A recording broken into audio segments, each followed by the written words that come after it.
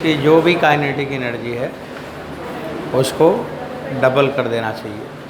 मतलब kinetic energy कितना बढ़ाना चाहिए? 100%। या तो काइनेटिक एनर्जी 100% बढ़ा दो, और अगर काइनेटिक एनर्जी 100% ना बढ़ा पाओ तो स्पीड को कितना बढ़ा दो? 41.4%, तो ऑर्बिट से बाहर चला जाएगा। तो आप लोगों ने यही पढ़ा था कि अगर ऑर्बिट से निकालना है तो या तो मैं काइनेटिक एनर्जी को डबल कर दूं, मतलब 100% बढ़ा दूं, और या तो उस बॉडी का स्पीड को 41.4% बढ़ा दूं तो ऑर्बिट से वो बाहर निकल जाएगा। अभी एक सवाल आप लिखेंगे, तब केपलर्स लॉ शुरू करेंगे।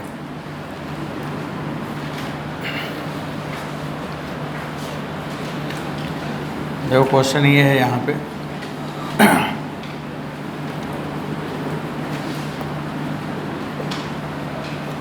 बच्चों ये कोई मान लो कोई स्टार है, ये स्टार माने मान लो सन है ये, तो यहाँ पे कोई स्टार है और इसका रेडियस दिया है कैपिटल आर, और इसका मास है कैपिटल एम। अगर स्टार है मतलब जैसे सन है, तो वहाँ से क्या आता है? फोटॉन। सन से आपको जो लाइट मिलती है, तो लाइट में क्या मिलता है? फोटॉन ही तो आता है।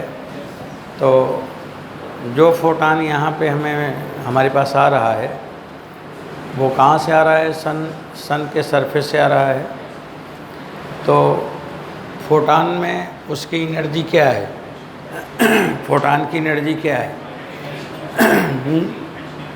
क्या है? जोर से बताओ, कुछ बता।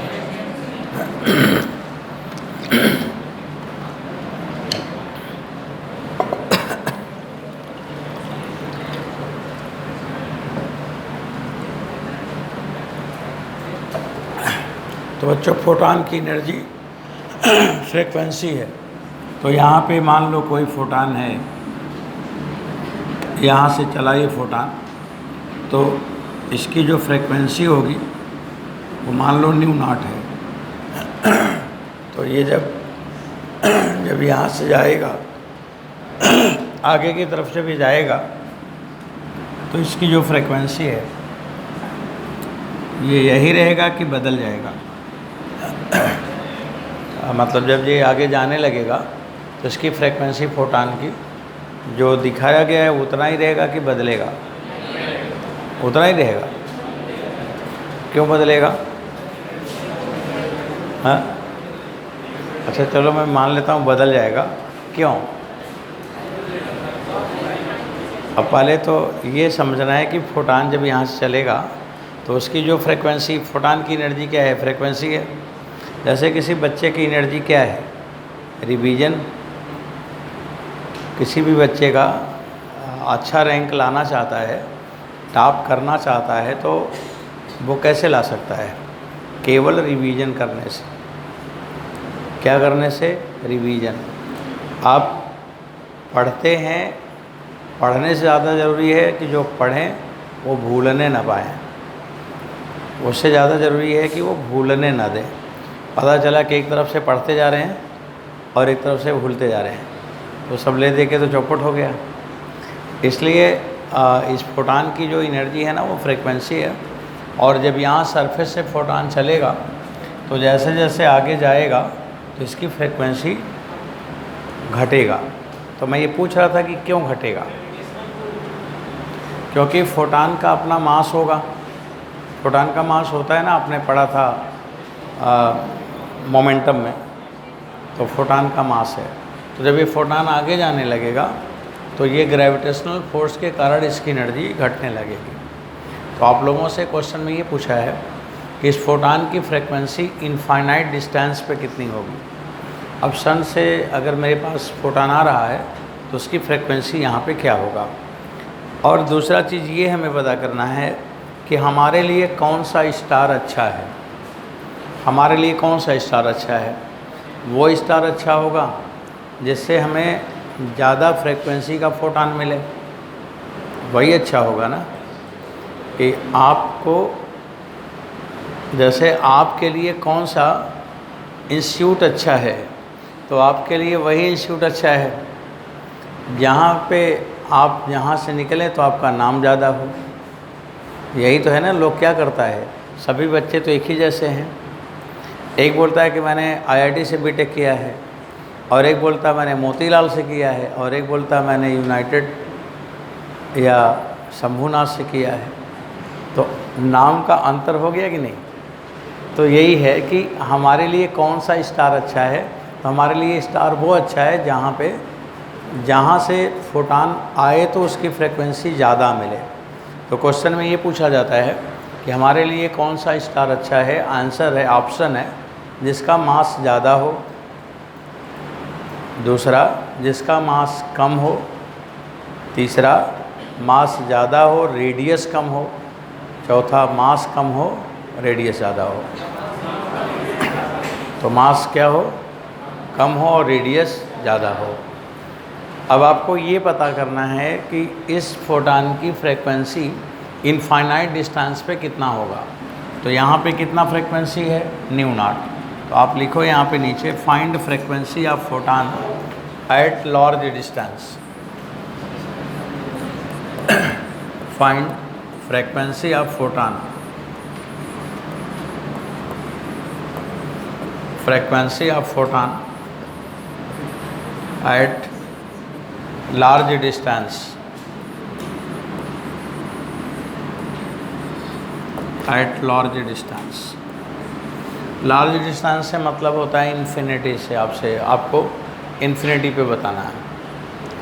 अब बच्चों इसको मैं एक्सप्लेन करने चल रहा हूँ। देखो वो रिज़ल्ट जो है ना उसे याद रखना है आपको। ये जो रिज़ल्ट है ना ये आपको याद रखना है। आपको ये दो जगह सवाल पूछता है। एक ये फोटो इलेक्ट्रिक इफ़ेक्ट में भी पूछ लेता है, लेकिन ओरिजिनल क्वेश्चन ये ग्रेविटेशन का है, वो यहीं का है जहाँ पे आप पढ़ रहे हैं। अब इसको मैं एक्सप्लेन करने चल रहा हूँ। अब बच्चों मैंने यहाँ पे फोटॉन का पहले मास निकाल लो।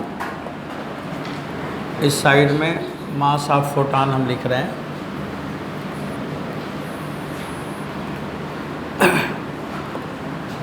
मास ऑफ फोटॉन, बताइए फोटॉन का मास कितना होगा।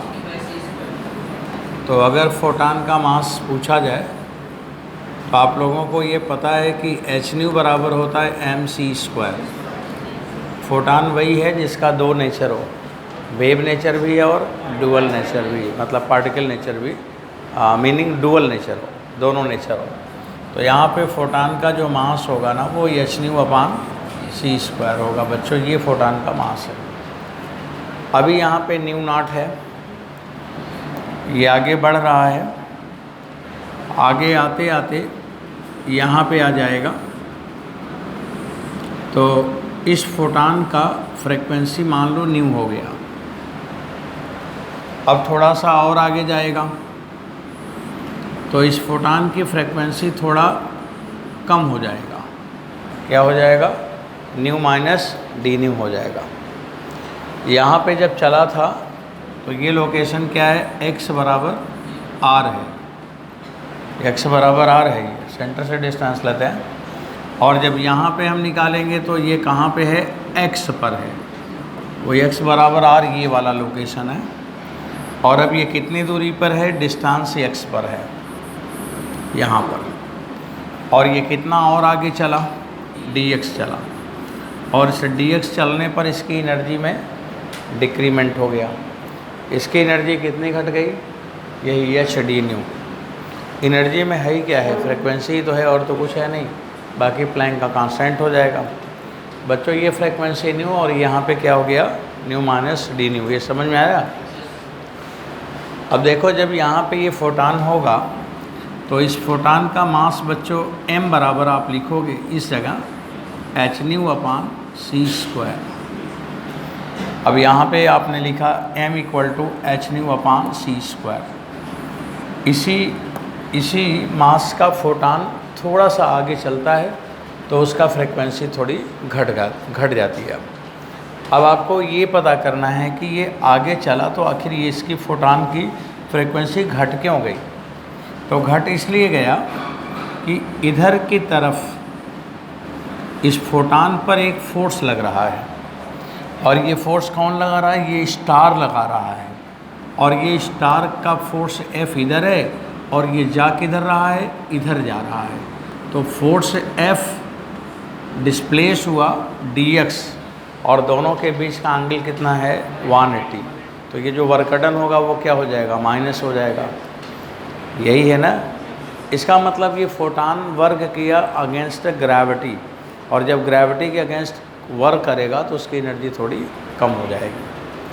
तो इसी लाइन को अब मेरे को लिखना है। Work done against gravity, work done. बच्चों अब इसके बाद आप लगाओगे, मैं बस इतना लिख के छोड़ूंगा और आप अपने अपने कॉपी में लगाओ कि मेडिकल वाले बच्चों की कॉपी मार्क के देखूंगा। वर्क डन अगेंस्ट ग्रेविटी, तो work done against gravity equal to loss in energy of photon, loss in energy of photon. अब इसके आगे का ना आप खुद लगाओ बच्चों, इसके आगे हमें खुद लगाना है। अब अगर ये जो वर्क डन आप लिखोगे तो ये लिखोगे ना F इंटू डी एक्स, और ये F इंटू डी एक्स क्या हो जाएगा? Minus H D new. Why we use negative sign here? क्योंकि नेगेटिव का मतलब क्या बता रहा है? लॉस बता रहा है। हम मैथमेटिकल लिखेंगे तो हमें माइनस साइन लगाना पड़ेगा। माइनस साइन लगाएंगे तो लॉस है, अगर प्लस साइन लगाएंगे तो फिर गेन है। कैसे हम समझेंगे कि लॉस हो रहा है कि गेन हो रहा है? तो माइनस प्लस से तो समझेंगे। अब बच्चों इसके आगे आप खुद लगाओ सब लोग F। अब F का मान आपको रखना है, F की वैल्यू यहाँ पे रखनी है, और ये जो F होता है वो क्या होता है? F डॉट डी एक्स होता है। यहाँ पे डॉट प्रोडक्ट है। Do your self. अब आगे बढ़ो, अपने अपने काप लगाओ। आएगा आएगा, नहीं आएगा तो क्या ले जाएगा? मैं तो एक्सप्लेन करूँगा ना। आप अपने से देखो कि क्या आप कर पा रहे हो, थोड़ा ऐसे चेक करो।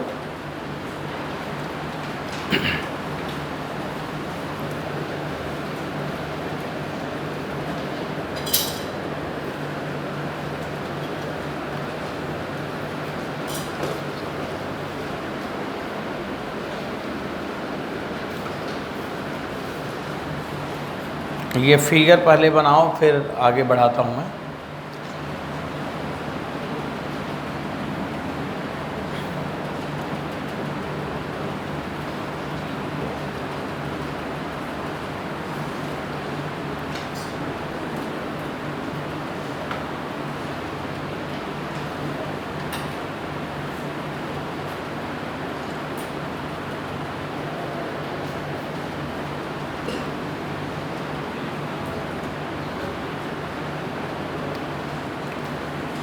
चलो अब मैं इसको आगे बढ़ा रहा हूँ।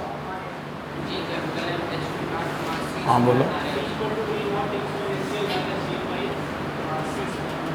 हाँ, इन्होंने सही निकाला है,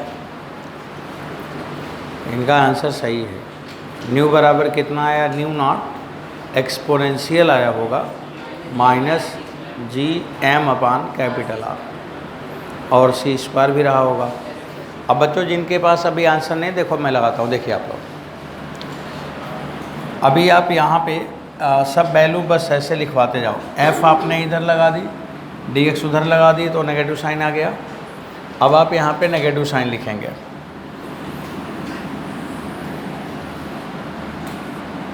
चलो वैल्यू लिखवाओ। अब यहाँ पे आपने लिखा minus sign, why negative sign क्योंकि एंटी पैरेलल है। F का मान क्या होगा? जी m1 m2, m2 माने एच न्यू अपान सी स्क्वायर, तो ये जी m1 m2 हो गया अपान एक्स स्क्वायर, और इंटीग्रेशन में dx आया, और ये बराबर हो गया minus H into D new. बच्चों एक काम ये करो आप, अभी यहाँ पे केवल f इंटू डी एक्स लिखो, क्योंकि अगर इंटीग्रेशन लगाओगे ना तो उधर भी लगाना पड़ेगा, इसलिए इंटीग्रेशन अभी नहीं लगाना। अभी आपने क्या लिखा है, डी डब्ल्यू बराबर माइनस ए से डी न्यू, राइट। इंटीग्रेशन हटाया, क्यों समझ में आ रहा है, क्योंकि यहाँ पे डी न्यू लिखा है मैंने, तो वहाँ पे अभी इंटीग्रेशन लगाने की ज़रूरत नहीं है। अब इसके आगे बढ़ते जाएं आप लोग, वैल्यू के लिए भी चलते जाएं। अब यहाँ पे क्या होगा, h से h कैंसिल हो जाएगा। अब आप देखते रहेंगे कहाँ पे क्या गड़बड़ी होगा, ध्यान देना। अब h से h तो कैंसिल हो गया, अब इधर आ गया माइनस जी एम अपान सी स्क्वायर और डी एक्स अपान एक्स स्क्वायर। बच्चों ये वाला न्यू यहाँ से हटा ले जाओ, कहाँ ले जाओगे, इस साइड में ले आओ, माइनस डी न्यू अपान न्यू हो गया, सही है, ये बात हो गई। अब ये माइनस और वो माइनस क्या कर रहा है, भगाओ यहाँ से दोनों माइनस, ये दोनों माइनस हट जाएंगे। अब ये दोनों माइनस हट गए, अब आप यहाँ पे लिखोगे जी एम अपान सी स्क्वायर और इंटीग्रेशन का साइन अब लगा लो आप, डी एक्स अपान एक्स स्क्वायर और इधर भी माइनस हटा लो आप, डी न्यू अपान न्यू हो गया, सब सही है। अब आप लिमिट वैल्यू रखवाओ। जब ये आर पर था तो उस समय फ्रीक्वेंसी इसकी न्यू नॉट है, और जब ये इनफाइनाइट पे चला जाएगा तब उसकी फ्रीक्वेंसी क्या हो जाएगा, न्यू हो जाएगा, सही है, यही आएगा।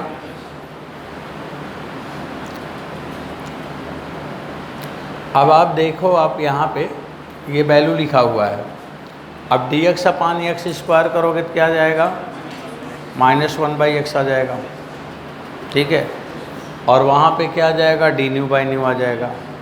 अब आप ध्यान से देखिए, कोई चीज़ छूटा है, कोई कैलकुलेशन में कहीं पे आपने ऐसे लगाया था, सारा वैल्यू ऐसे रखा है। चलो अभी थोड़ा और आगे बढ़ाते हैं, तब आपको पकड़ाते हैं कहाँ क्या गड़बड़ी है।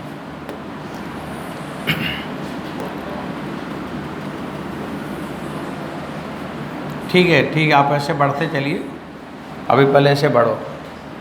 अब ये जी एम अपान सी स्क्वायर हो गया और डी एक्स अपान एक्स स्क्वायर क्या हुआ, माइनस वन बाई एक्स, लगा रहा ही होगा, ठीक है।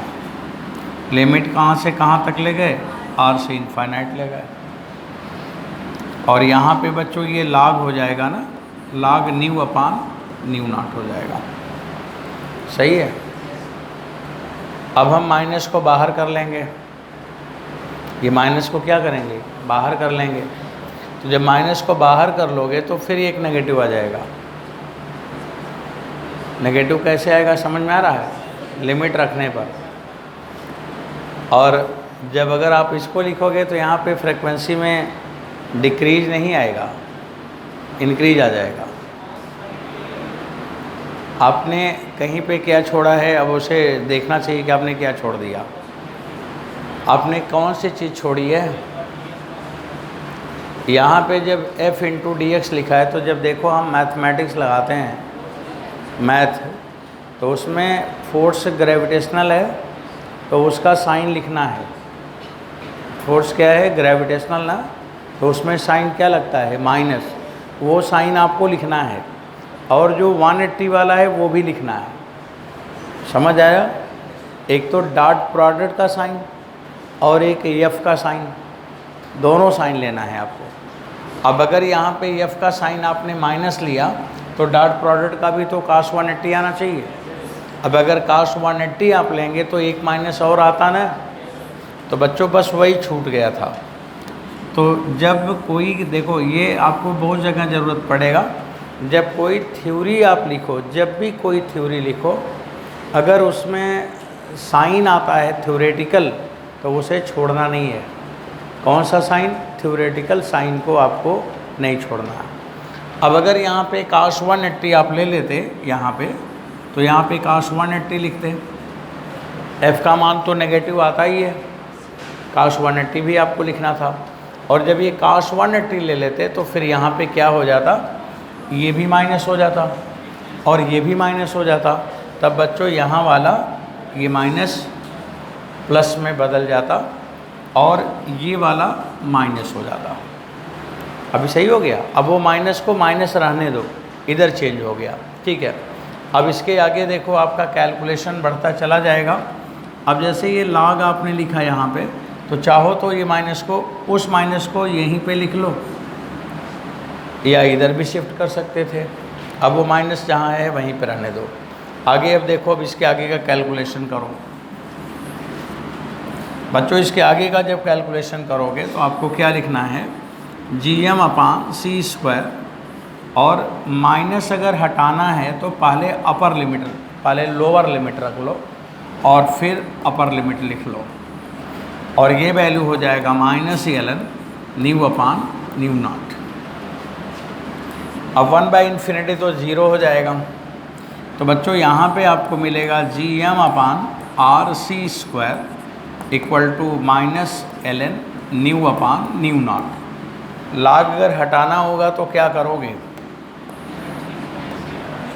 बच्चों, log अगर हटाना है तो क्या करोगे, न्यू बराबर μ0, μ/μ0 = एक्सपोनेंशियल, और यहाँ पे क्या होगा -GM/RC² होगा। अब आपका ये कैलकुलेशन कंप्लीट हो चुका है। अब आप लिख सकते हो न्यू बराबर μ0, एक्सपोनेंशियल का मतलब e का पावर -GM/RC²। इससे अब आपको कैसे समझना है कि हमारे लिए कौन सा स्टार अच्छा है। तो बच्चों हम क्या चाहते हैं, न्यू का मान ज़्यादा चाहते हैं, मोर।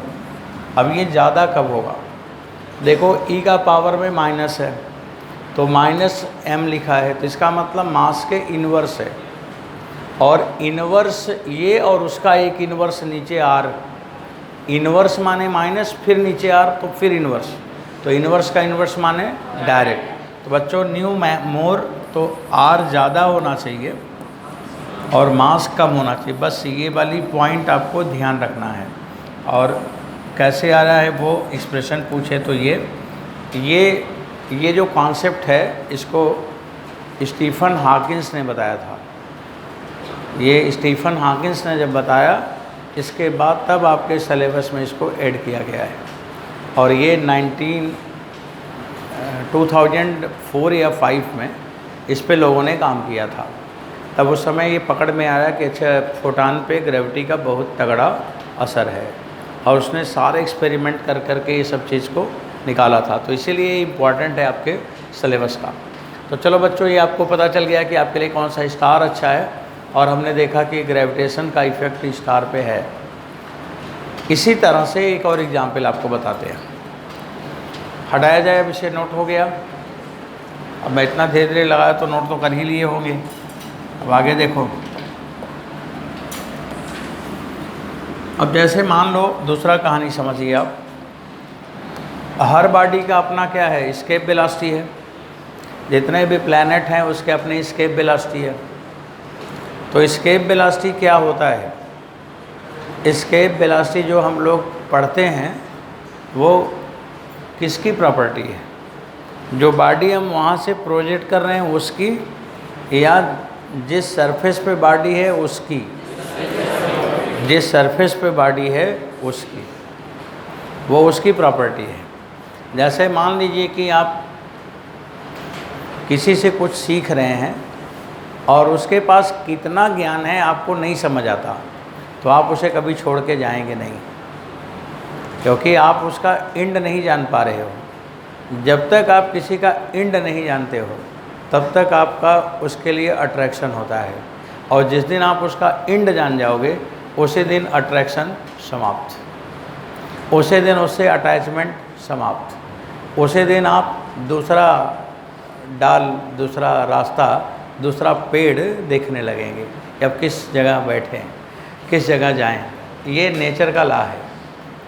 इसलिए जो ग्रेट पर्सनालिटीज़ होती हैं वो कितना अपने को वाइड रखते हैं, कितना डिटेल्ड अपने को करके रखते हैं कि दुनिया का कोई लोग समझ ही नहीं पाता कि इनके अंदर कितना ज्ञान है, कितना थिंकिंग कैपेसिटी है, कितनी बातों को जानते हैं। तो ऐसे को कोई छोड़ के जाता होता नहीं है।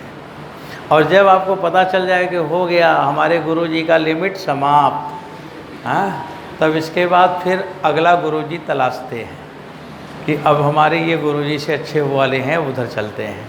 तो ये है नेचर का लॉ। समझ गए ना मेरा बात? तो ये सब बात इसलिए बता रहा हूँ कि कौन बताएगा आपको, हम ही बताएंगे। फिजिक्स पढ़ाते ही चलिए ज्ञान की बात बताते हैं।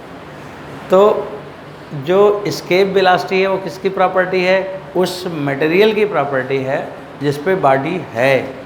अगर उसकी एस्केप वेलोसिटी बहुत ज़्यादा है तो उस मटेरियल के सरफेस पे जो बॉडी है वो जल्दी छोड़कर नहीं जाएगा।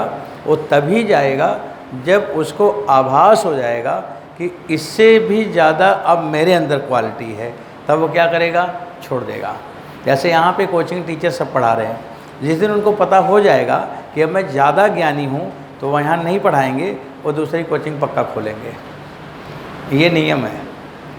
अगर ऐसा ना होता तो इतनी कोचिंगें क्यों बनती देश में? ऐसा ना होता तो इतने इंस्टीट्यूट कैसे बनते, इतने ऑर्गेनाइजेशन कैसे बनते, इतने डेवलपमेंट कैसे होते? तो इसलिए लोग हमेशा आगे बढ़ते रहते हैं।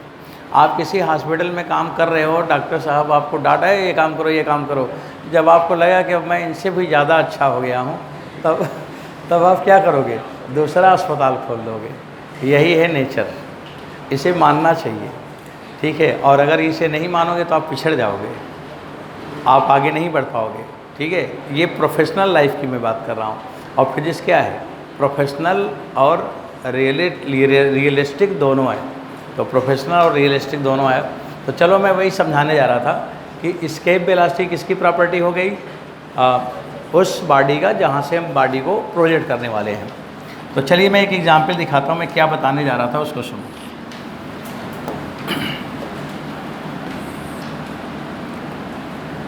जैसे मान लीजिए यहाँ पे मैंने इस जगह कोई एक मैंने बच्चों बॉडी को यहाँ पे आपको दिखाया, देख ये चल नहीं रहा इस पर,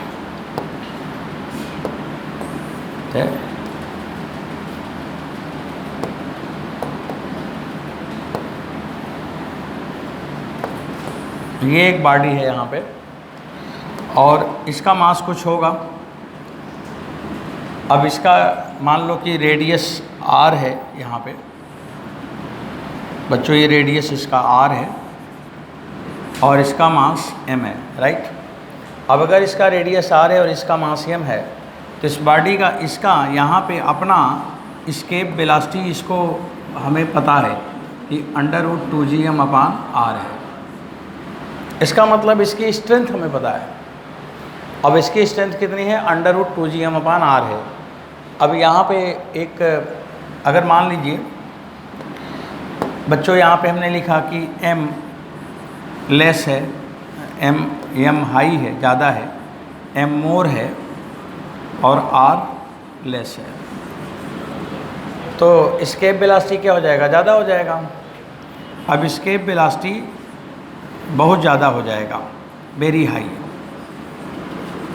अब ये वेरी हाई है, अब कितना भी हो सकता है।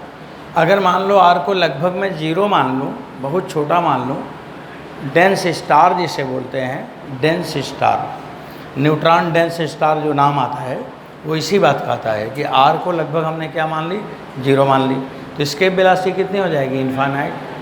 मतलब इनफाइनाइट बहुत बड़ी वैल्यू हो गई। अब यहाँ पे ये वी इसका ज़्यादा है और मैंने इसकी वैल्यू लिखा कि एग्ज़ाम्पल बच्चों जो एस्केप वेलोसिटी मैंने लिखी, मान लो इसको मैंने कैलकुलेशन किया और 3 × 10⁹ मीटर पर सेकंड आ गया। ये तो आ ही सकता है। 3×10⁹ नहीं, 3×10⁹90 आ सकता है। 9 के आगे एक 0 और आ सकता है।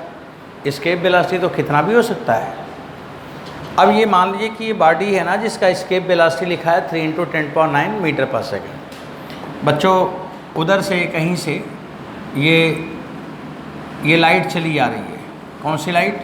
सनलाइट आ रही है या फोटान आ रहा है। अब अगर ये फोटान आ रहा है तो फोटान किस स्पीड से आ रहा होगा? स्पीड ऑफ लाइट से आ रहा होगा। बच्चों फोटान की जो अपनी स्पीड है ना, ये अपनी स्पीड इसकी जो होगी v बराबर क्या है? c है। ये इसकी स्पीड है फोटान का। और इसकी स्केप अपनी क्या है, सॉरी इसकी अपनी स्पीड क्या है, स्केप।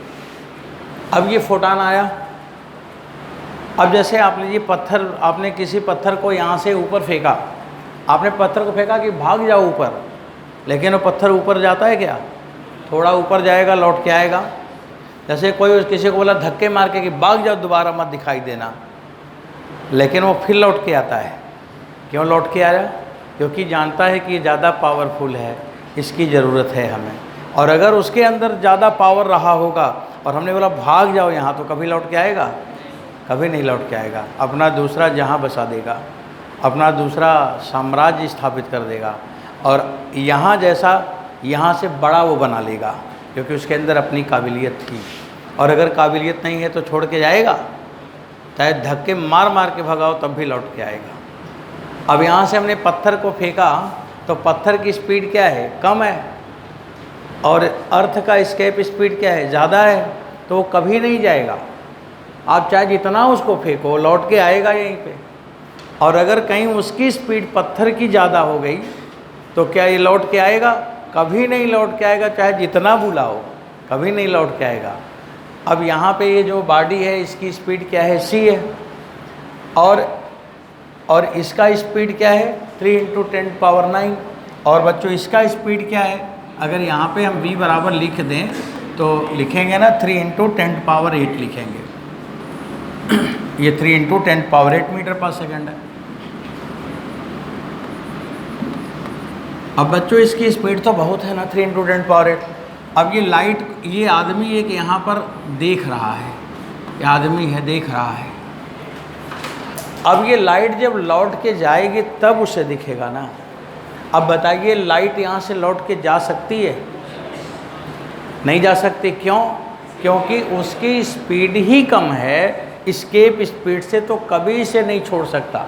ये लाइट कभी यहाँ से जाएगा ही नहीं, थोड़ा ऊपर जाएगा तो लौट आएगा, लेकिन वो जाएगा नहीं। तो इसका मतलब यहाँ से जो लाइट यहाँ पे जाना था, ये बच्चों इस लाइट को जाना था, ये लाइट आगे नहीं बढ़ेगा, आगे नहीं जाएगा। अगर यहाँ गया भी होगा तो लौट आएगा, पर इस सरफेस को छोड़ के वो कभी नहीं जाएगा, क्योंकि जहाँ पे है वो ज़्यादा मजबूत है। तो कोई इंसान मजबूत इंसान को नहीं छोड़ता, इंसान उसको छोड़ता है जो कमज़ोर होता है। इसलिए अगर मजबूत नहीं बनोगे तो समझ गया ना मैं क्या बोला, सब छोड़ देगा आपको। और मजबूत बनोगे तो आप जहाँ भी रहोगे आपको कोई छोड़ने वाला नहीं है।